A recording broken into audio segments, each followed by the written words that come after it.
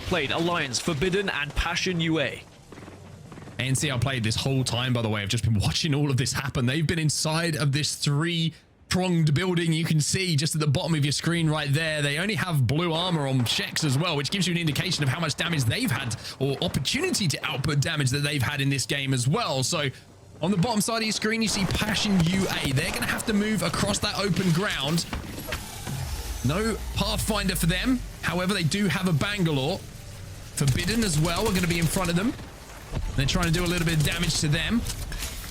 And then Alliance now, who are going to be trying to take a little bit more space themselves. So that's how we're set up here, as the zone will start to close very, very soon. Yeah, I think the armor difference is going to be the big factor here in this final circle, as Aku's just gone down to the ring trying to escape where Forbidden, as now PassionUA are starting to move up on Outplayed, and Alliance might be able to take full advantage of this. They have the healthiest armors, they have arguably one of the better positions. Now Outplayed have retreated to this building, and Alliance should be able to force these two teams into fighting one another and then clean up the pieces. This is very, very interesting though, because PassionUA, they're on the bottom. No gen available for another 20% though, and no ALGS cells to pop to stop them getting hit by grenades. But on the top of the roof is going to be Alliance. So you can see a little bit of a spread at the moment. Inside of the building is going to be ANC Outplayed. On the roof is going to be Alliance. And then just underneath is going to be PassionUA. It is a cake, which doesn't taste too good for two teams, but one of them is their favorite flavor. Hackers has taken an angle though, again, just using that Pathfinder to get into a different position, to get a different sight line so they can just work together here. This should be Alliance's game, but we need to see something from one of the other squads to try and escape. You can see that they're trying to push onto Hackett here, trying to see if they can get that knock. However, with the zip line down, he'll be able to get out and towards his teammates if he needs to. Looks like that's exactly what they have done, and now they're going to drop onto the PassionUA underneath. They get the knock, they're looking for the second as well. Should be able to get the reset. It's a 3v3 here, and here come ANC Outplayed. Unlucky with some shots. PassionUA are completely eliminated. It's up to Hackett and Effect, the last man alive, gets one. It's a 1v1, but ANC Outplayed will win the 1v1, will win the game number one, and it was all from that early rotate straight into zone.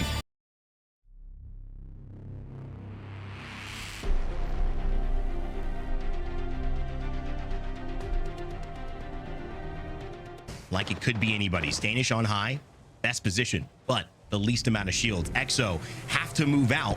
Otherwise, I would say they are set up and ready to go with the Watson fences as well. And when you look at players, I mean, they could stare at everyone. They could be the ones that get focused. They could be the ones that do the focusing and make it difficult for Exo and Danish to actually drop down and have a chance to play. Dan, it's up to anybody right now to take the dub.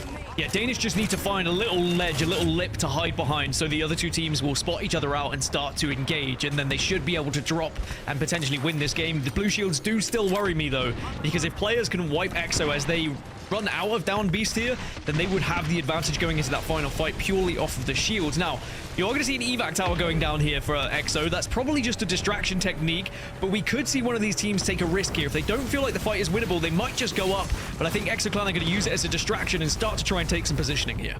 Slayer's doing a great job on the Watson, a character we don't see enough in these final zones, and we'll continue to see this character, though, in EMEA be represented, as well as APAC North. Maybe it'll just tilt the tide coming back into the full-on meta. So far, though, Exo Clan not worried about defenses. They're worried about being offensive as well. Smokes from above from Danish.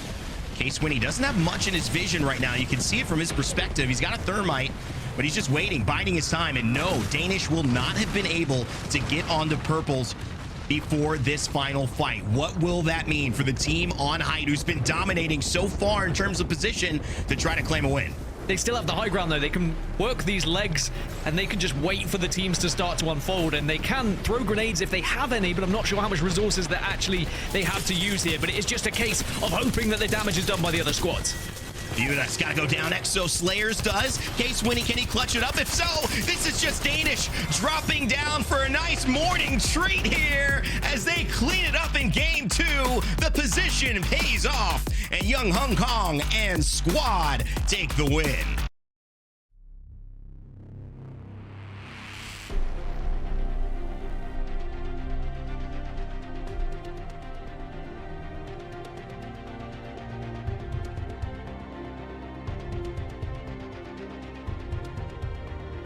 It's 1 out of 3. A play out as a 3. But elsewhere, you can see GaiminGladiators are joining in on that fight. They are trying to add extra damage, as are FA Kids. So both Alliance and Rats are in the sightlines of the two other squads, which kind of makes FA Kids and GaiminGladiators the two favorite teams to win here, unless they start to engage with each other, which could happen just based off the sightlines that they have on one another as well. Alliance and Rats avoid everything for now, have not engaged, which is going to make for a very interesting final circle here. 4 squads remain, always makes it a little bit more entertaining and less likely that one team just watches others die and then gets the victory. Instead, you really have to think about your positioning, what ultimates you have, as Alliance at the moment are just on the other side of this door. There's a meeting of the minds going on at this door at the moment, and look at Effect is about to say charge. They're just going to stand here, aren't they? They're not going to send it. This is Alliance, by the way, who have a lot of points on the board already. 4 squads remaining. They know they've got KP. They know they've already in a great position to qualify for LAN. They can have some fun. Not the same case, though, for Rats. They're in 26th position. The other side of it, absolutely not. So Rats need this more than Alliance do, and that maybe is why Rats are a little bit hesitant, just kind of holding their position. They're not going to really throw away this right now, and they also have the zone on their side. They're going to try and force Alliance to do something here. There's the circuit. Who's going to break first here? It's going to be Alliance. They back up. But by doing this, they have taken control of this side of the building, which is the much stronger side of the buildings. You can see there's only one exit point here for Rats, and Unlucky is going to get that first knock as well. So Alliance, it might seem like they were having a little bit of fun, but there was a little bit of calculation going down as to why they were making that decision to hold that door, to lock them in that room, because it means now that they can control here. But Unlucky has gone down, but they should be able to reset. Hackers has also fallen. Looks like Alliance might just struggle a little bit to escape. Elsewhere, FA Kids, they're watching and they are destroying the remainder of Rats. GaiminGladiators still in a fantastic position as well on this west side. They can kind of watch all this commotion happen and then join the fight as full Reds. And now they see their kill feed starting to light up, and that's when they make the push. They see the knocks coming in as well, and now they can take this height on the rock. They can finish off this kills. They can finish off this team. Rats eliminated in the meantime, just that solo alive. But who else is still alive on the other side of zone? That's the real question. It's Alliance and FA Kids who are having a little bit of a scrap. It's a 2 squad remaining situation right here, and GG, they're taking damage, but they're outputting even more, and GG will be the team who take home the final game here on Stall Point.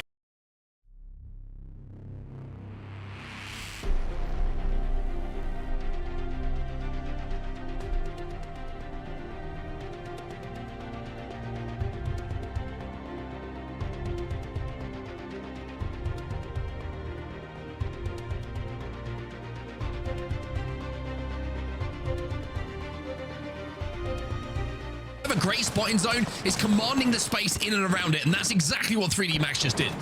Same point total right now in terms of the overall split league. 3D Max in full English. It's the exact same story of what they'd have to do to succeed. But the biggest story here, the biggest narrative, is the boss dog who says, I'm still gonna be eating. And this is Alliance just point sponging everything. They go down in 4th, so someone will win. And it's GaiminGladiators now challenging PassionUA for a 2nd place here. Blast still alive, and he might reset with Lufka. Yeah, such a big 1v1 win from him there. Just had to reload the gun behind the knockdown, then hits the hip fire and manages to clutch up for his team to keep GG alive, and nobody else in the vicinity is close enough to third party them, so it should be a full reset by the looks of things for them. 3D Max, one of the best spots in zone at the moment. The only problem for them is that I don't know if the gen is available quite now, but should be by the time that zone starts to close, so they can make that a little bit of perimeter around those boxes. DMS, though, they want to try and take that spot away.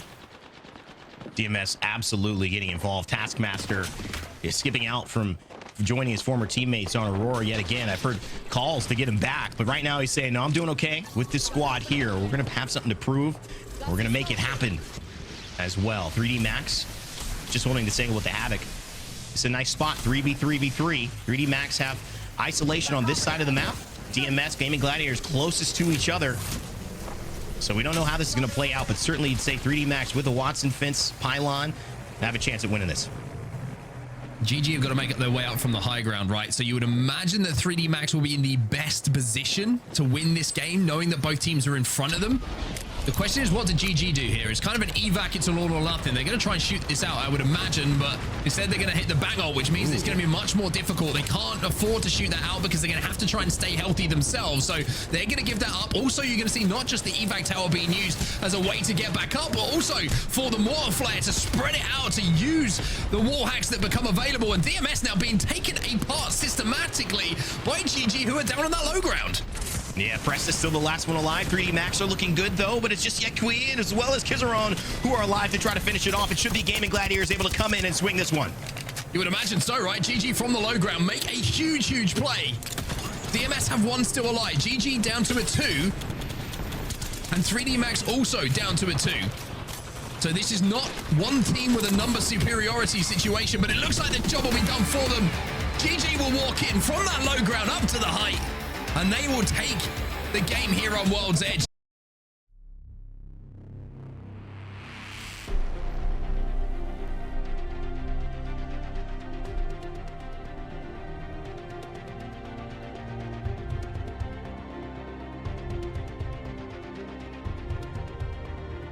Pop a battery as well. The nades are flying in. They are desperate to finish them off. They know that they're a threat here, GG. Well, I said it's nade heavy and you need something to stop it. Well, at the moment, FlyEnglish have nothing to stop the nades that are all arriving. I hoped that they could go unseen on this southern side. However, they have been noticed, and look at the lack of cover. When this zone pulls in now, FlyEnglish are going to be one of the first that have to actually move. There is still the chance that as the zone comes in, everyone kind of turns their attention to other teams, but they are going to try and get back up to a full 3 again. Now, Fuse, you can see what an impact he has on these lobbies at the moment. Not only is he going to be the knuckle clusters, the ability to carry more grenades, but also when you see the evacs go down and you see the mother load going down, it's going to mean extreme wall hacks for a lot of teams. And poor old FlyEnglish at the moment. Every single Fuse in the lobby is looking at them. And that is absolutely hell on the southern side, but now it's starting to get interesting on the northern side as well. All these teams on the construction building and surrounding areas moving at once. GaiminGladiators already lost one, but should be able to get the revive. Will get the revive, and we still have 8 squads left in this circle. This kill feed's about to blow up. FlyEnglish still alive, by the way. Blast is taking damage as he tries to cross towards his teammate Lufka. They're trying to take this position away. Bangol's down in front of them as well, and all of a sudden, FlyEnglish, they're starting to give a little bit back. They were saying, we remember how this went, but unfortunately, it's not going to be good enough for them. FlyEnglish eliminated, and GG will get ahead of the traffic. Will hold this side of zone, but light is down, and they're going to have to hold off a push. All the meanwhile, players have dived straight center zone to try and hold a position, but it's going to be very difficult to do so. Everyone's going to be around them. A lot of smokes to try and give yourself cover. No Bloodhound to save you now these days, as GaiminGladiators down to just 1. Blasto doing his job, eliminating Blacklist International. 5 squads now remain. DMS gone as well, so GaiminGladiators is just Blast, but he's on the side of zone where nobody else is, and he might be able to punch a teammate back into a position to maybe stick a res. Slayer's still alive here for Exo Clan as well, playing behind a couple of those knockdowns. 9 lives have just been eliminated in the meantime. It's 4 squads now remaining, and Blast tries to turn his attention towards where Exo Clan were. Stay Healthy will be eliminated in the meantime, and now he should be able to take out Exo Clan as well. It's 2 squads remaining. GG down to just 2. Can they clutch as a duo? Shots come in, but they're not going to be good enough, and players will close out game number 5.